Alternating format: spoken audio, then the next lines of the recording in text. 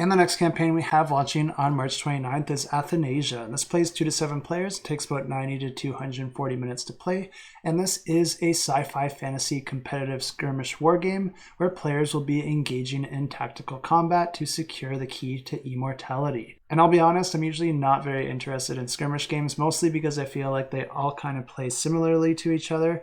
But this one actually does look really interesting. I think it does a lot of things different that I haven't seen in any other skirmish games. And I think these fresh ideas look like a lot of fun. Each character comes with its own set of stats and a special ability, but players will also be able to explore different features of the board to their advantage, and they'll also be able to discover different abilities that they'll be able to add to the specific character that found that ability. But then there's also a really neat mechanism associated with this, because as players explore the board, they'll also discover these portals that take you to a special area, and if you're a character that discovered a new ability that you can use yourself, you can actually take it to that special area and drop it off there, making it available to all the other characters in your civilization. And of course, players can fight each other in this game, and the way that that works is that the players all have their own individual stats and the abilities to augment those stats, but then you're also going to be rolling a d20, very similar to how you would in your typical RPG, and then you're going to compare the results added with your stats to see who won the battle. And one way you can win the game is by being the last player standing, or the other way you can win the game is to forge the key to immortality and then reach the exit portal on the board.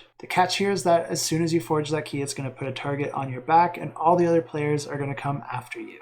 This means that you're going to want to be really strategic when you go this route, and it's going to completely change the way the game feels, because as soon as that happens, it's going to be absolute chaos and you're going to be fighting and clawing to get to that exit portal. Players will also be able to discover other items that will spawn randomly on the board, and they can also take advantage of different obelisks to increase the different movement, defense, and attack power that each player has.